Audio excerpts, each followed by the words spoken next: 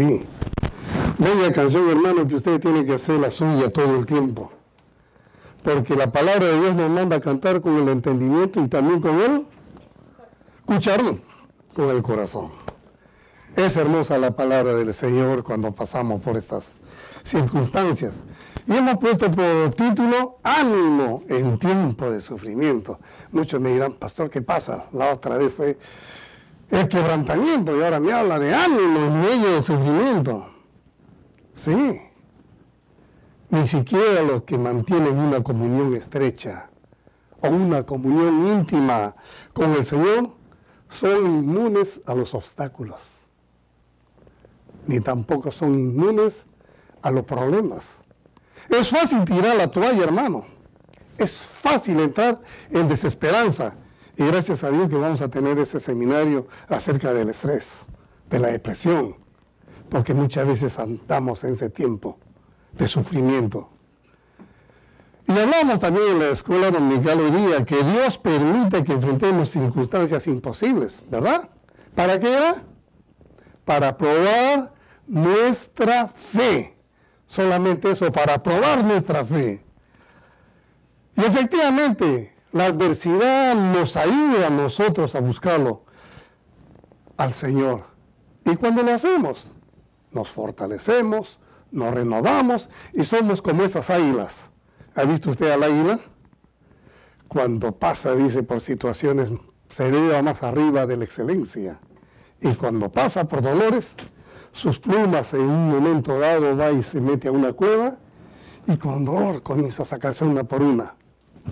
Y en ese tiempo le salen unas nuevas, donde es más fuerte, más hermosa que la antigua o la anterior y puede volar y remontarse.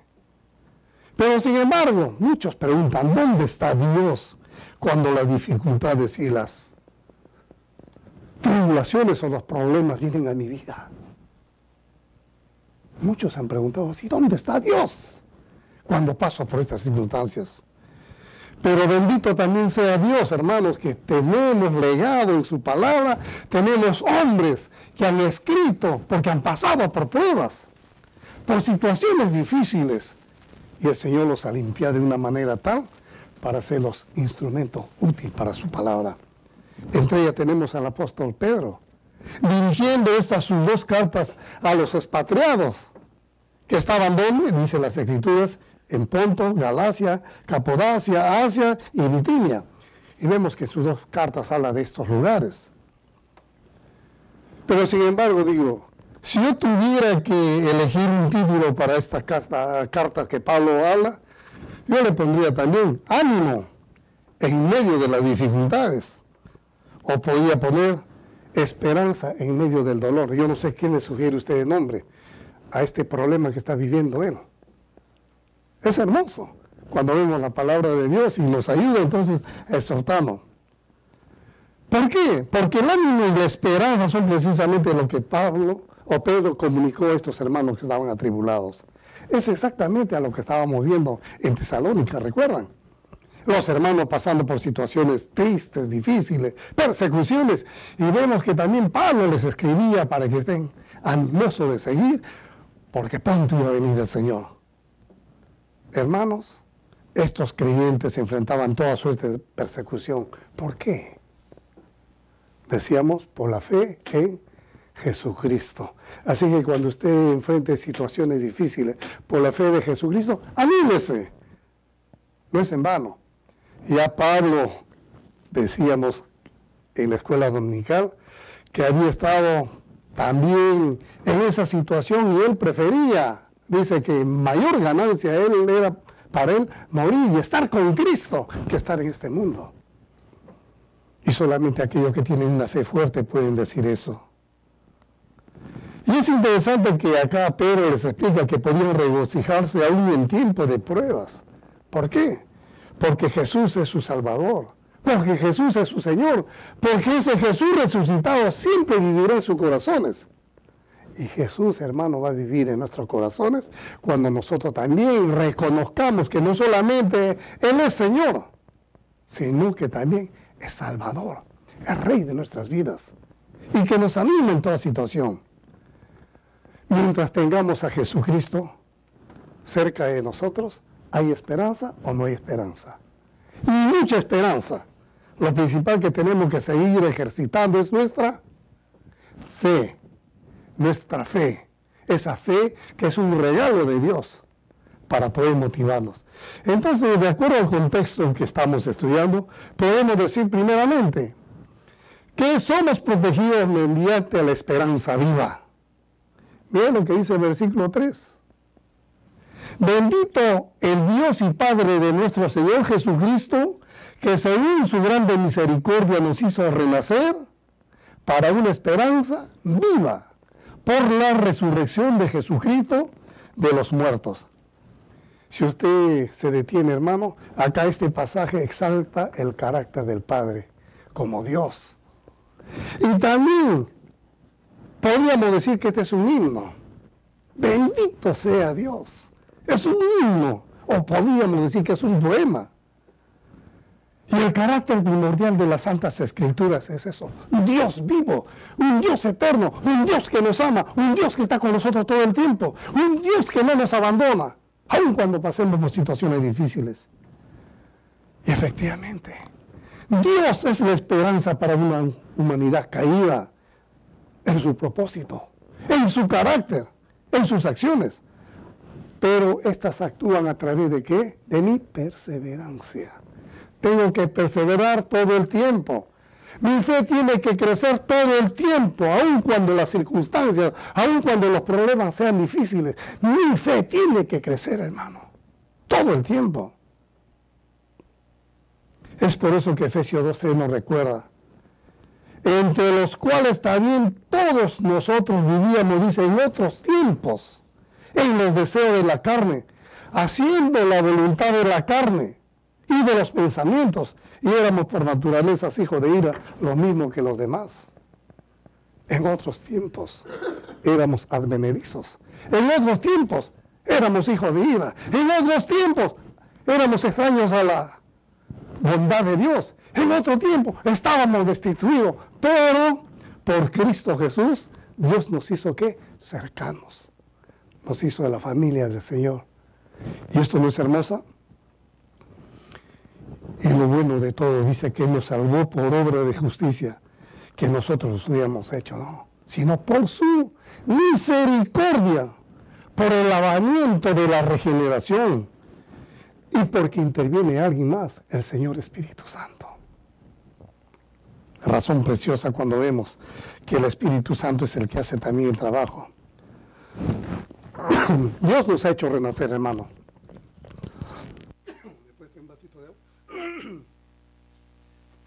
Afirma la soberanía de Dios como la única verdad bíblica relacionada con esa salvación. ¿Dios le ha hecho renacer a usted? Sí. ¿Para qué? Para una esperanza viva.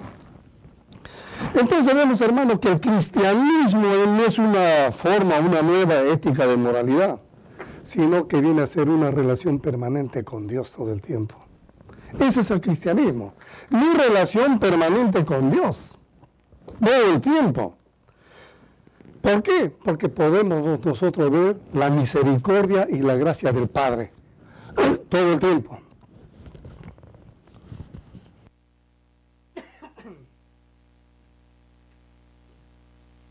Como dice Juan, siempre un vasito de agua ayuda bastante. Y segundo, vemos también que la muerte sacrificial del Hijo y su resurrección entre los muertos nos da a nosotros esa esperanza. Y tercero, vemos la obra del Espíritu Santo, la voluntad divina y su accionar. Nos dan nueva vida, nos dan nueva esperanza.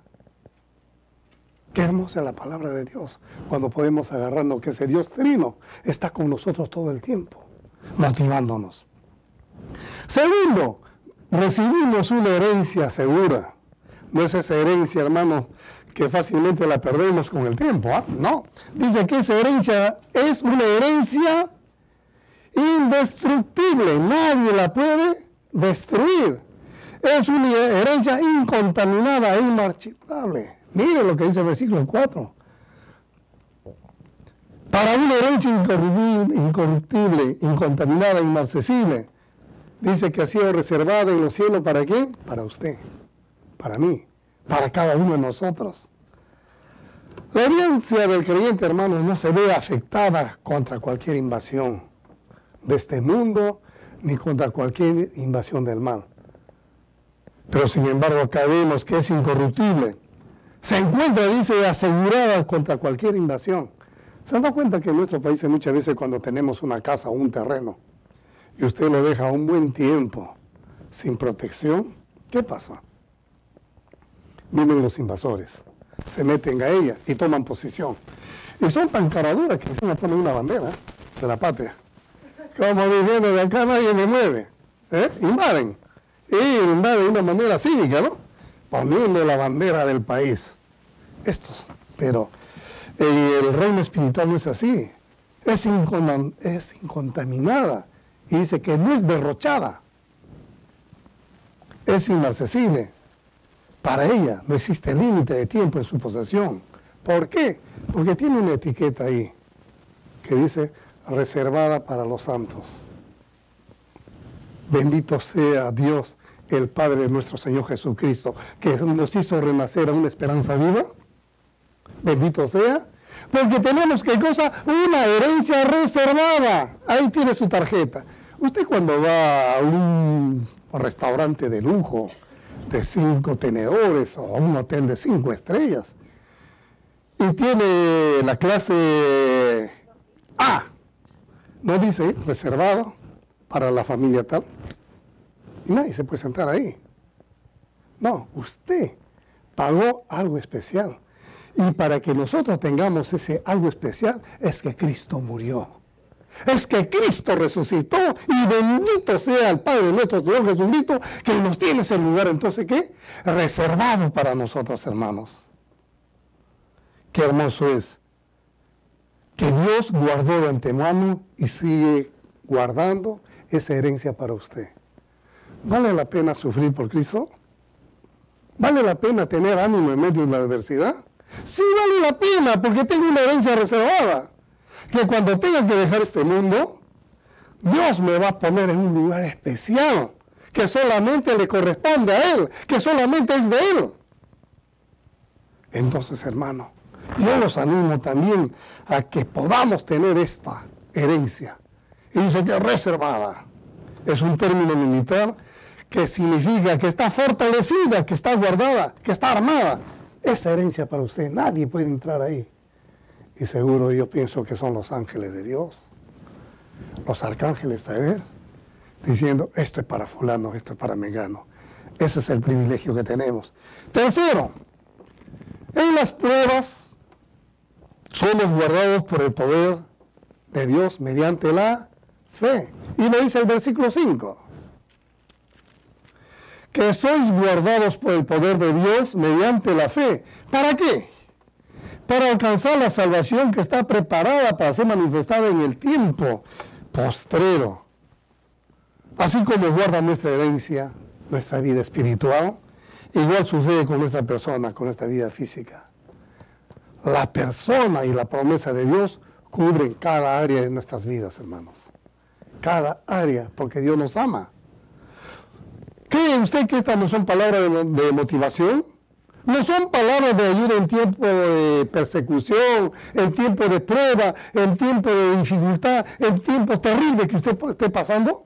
Claro que sí, nos anima a nosotros todo el tiempo. Recordemos que acá que, por citar Pedro y Pablo, y otros siervos fueron perseguidos y torturados.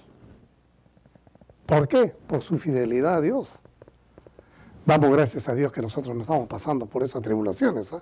Pero sin embargo, cuando prendemos el televisor, vemos hermanos en la fe que están encañonados o están con una navaja, con una guillotina, por amor a Jesús. Prenda usted su televisor y va a ver cuántos creyentes mueren. Y ellos también pueden decir, bendito sea Dios y el Padre de nuestro Señor Jesucristo, que me tiene un lugar reservado para la gloria de su nombre. ¿Por qué? Porque lo dicen con convicción, lo dicen con poder.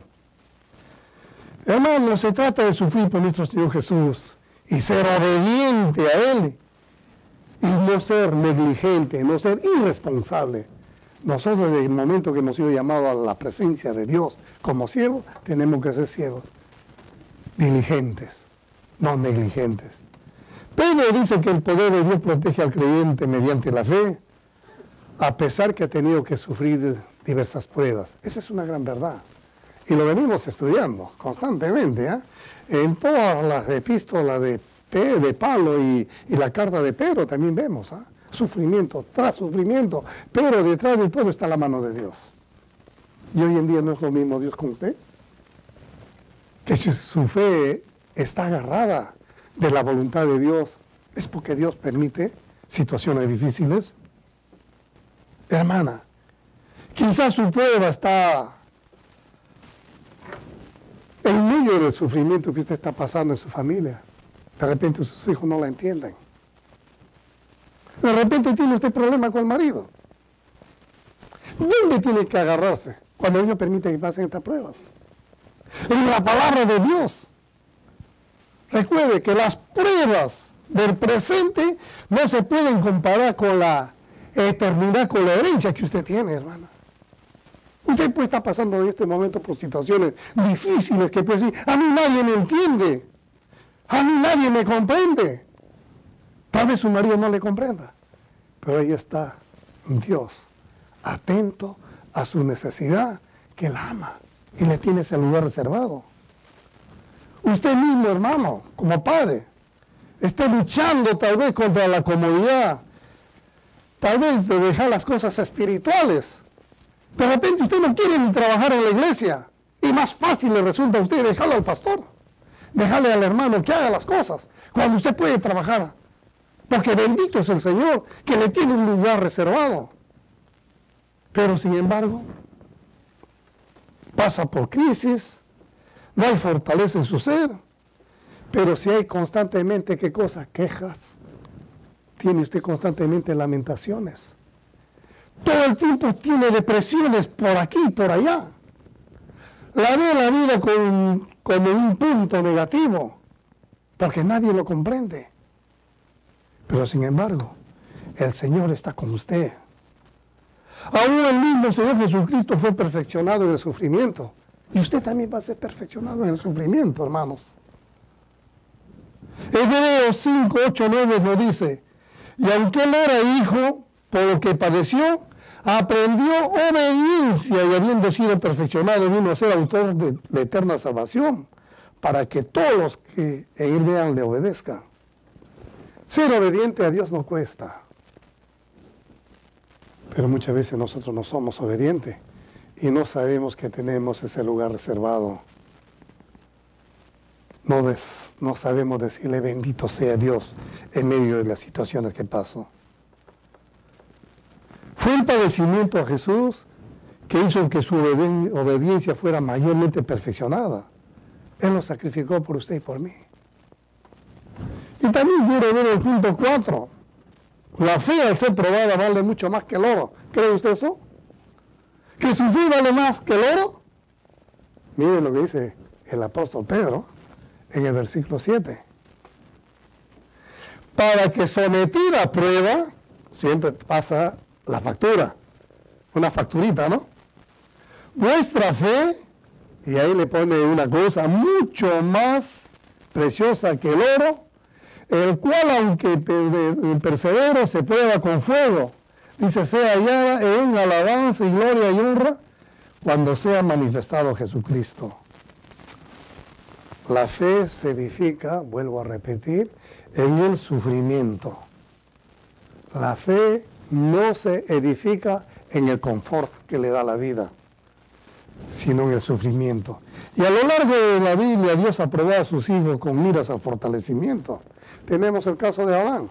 ¿Cómo fue probado Abraham? Dios no le pidió que le diera en sacrificio a su hijo Isaac. ¿Y cuándo es que tuvo el visto bueno? Cuando él dijo, no, yo no te lo doy porque es mi hijo predilecto, mi hijo único, pero sí te quiero, Señor. Cuando lo puso en sacrificio, dice que su fe fue probada. Entonces vemos, hermano, que nuestra fe es probada en esa situación. Cuando nosotros le damos a Dios lo mejor que tenemos. Cuando nos esforzamos por agradarle a Dios. Pablo, en 2 Corintios 4:17, escribe lo siguiente: pues esta aflicción leve, dice que él pasaba también por una aflicción, no dice permanente, dice una aflicción leve, y le añade otra palabra, pasajera, nos produce, ¿qué cosa? Un eterno peso de gloria que sobrepasa toda comprensión. Cuando usted pasa por pruebas, es por un tiempo leve, por un tiempo limitado, porque ¿qué es lo que le espera en la gloria de Dios? Un peso de gloria, una mesa que le dice reservado para usted, donde no va a haber llanto, donde no va a haber dolor y donde todo va a ser a la gloria del Señor. Quiero concluir, hermanos, entonces, mire, que somos protegidos mediante una esperanza viva, que recibimos una herencia segura, que en las pruebas somos guardados por el poder de Dios, que la fe, al ser probada, vale mucho más que el oro. Pero, ¿cómo yo aplico estas verdades a mi vida? No solamente todo es teoría. ¿Habrá alguna aplicación? Muchas veces nos esforzamos trabajando para adquirir un bien material. Muchas veces. ¿Con la intención de qué? De sentirnos llenos. ¿Se ha puesto a pensar? Tener un estilo mejor de vida. La verdad que cuando logramos todo, al final nos sentimos muchas veces vacíos. Vacíos. Por dentro. Y no se queda solamente vacío por dentro, sino se siente frustrado, se siente amargado, se siente deprimido, se siente encerrado en sí mismo. ¿Por qué? Simple y llanamente porque su fe no está puesta en ese Dios vivo, sino en todo lo que usted puede hacer. Esa es una de las consecuencias. Muchas veces nosotros también recurrimos a reuniones sociales a fin de llenar el vacío. ¿No se ha puesto a pensar? Espero que llegue el sábado, hermano, porque estoy tan saturado de todo este trabajo, de toda esta tensión. Y al final, ¿sabe cómo termino? Peor que cuando empecé. Simple y llanamente por no buscar la dirección de Dios. Recurro a cosas vanas que a veces me van a hacer más daño de las que tuve al comienzo. Es bueno que nosotros paremos por un instante y recordemos que somos débiles y que el único que puede llenar ese vacío es Dios. Recordemos, hermanos, que estamos en este mundo de paso y no debemos de acomodarnos al estilo del mundo que ofrece, que es engañoso. Dice que cuando Pedro escribe estos hombres, eran los expatriados, eran aquellos que su ciudadanía, ¿dónde estaba? En los lugares celestiales, no es la tierra. Y nosotros debemos de recordar todo ese tiempo también, que en este mundo somos débiles. Y el único que puede llenar ese vacío de mi vida es Dios. ¿Por qué, hermanos? Porque todo lo que está en este mundo está sujeto a corrupción, está sujeto a putrefacción, está sujeto a desengaño, está sujeto a mentira, está sujeto a maldad. Pero veíamos que la palabra de Dios no. Dice que nos hizo renacer a una herencia incorruptible, incontaminable. La diferencia en buscar las cosas de Dios y las cosas de este mundo. Las cosas de este mundo no trae eso. Entonces el creyente es elegido por Dios para operar en este mundo, no como permanente, sino como visitante. Acá estamos de paso. ¿Verdad? No sabemos cuándo vamos a ir, pero estamos de paso. Y nuestra esperanza misma es el Dios vivo. Hermanos, si tenemos todo el tiempo con problemas, si pasamos problemas en nuestro mismo hogar, recurramos a nuestra pareja. Usemos las escrituras, hablamos conjuntamente con ella. Veamos dónde está la solución a la que estoy viviendo yo acá. Y va a ver que el Señor le va a hablar. Muchas veces cuando nosotros nos sometemos a la palabra de Dios, la palabra de Dios nos hace madurar, nos hace cambiar nuestra manera de pensar. Tenemos esa tendencia muchas veces como hombre, a mí me parece esto, yo creo en otro, y yo he vivido así. Pero ¿cómo puedo decir, bendito sea Dios y el Padre nuestro Señor Jesucristo, que nos hizo renacer a una esperanza viva? Cuando mi esperanza no es viva, es muerta. Porque estoy interesado en qué? En cosas materiales, en cosas que a mí me gustan. No puedo decir yo esa oración, que bendito sea Dios. No puedo decirlo como un himno. No puedo decirlo como una poesía que llega a mi corazón. Bendito sea el Señor Jesucristo, bendito sea el Padre, que me hizo renacer a una esperanza viva. Cuando pasamos por problemas personales, yo los animo a que tiene usted a su pareja. Idóneo a usted, usando la palabra para animarlo. Y si no, ahí tiene a sus hijos. Cuando vivimos en un ambiente cristiano, podemos darnos ese privilegio, diría yo, de tener a mi hija, de tener a mi hijo y decirle, en estas áreas estoy fallándole a Dios, estoy fallándole a mi pareja, ayúdenme. Y solamente lo hacemos, hermano, cuando nosotros reconocemos que tenemos un Dios vivo y que voy a gozar de ese privilegio de tener un lugar asegurado para mí. Mi mesa está ahí con una etiqueta, reservado. ¿Vale la pena entonces el sufrimiento? ¿Vale la pena los problemas que vengan a nuestras vidas cuando lo compartimos con el Señor? ¿Y cuando lo compartimos con la familia? Recuerde que en Cristo tiene un lugar reservado, un lugar seguro por Dios mismo. Y dice, revelado cuando Él venga, va a venir con gloria y honra. Y ese lugar reservado es para usted, hermano. Con problemas, con situaciones negativas, es para usted. Que el Señor añada muchas bendiciones a esta porción. Vamos ahora.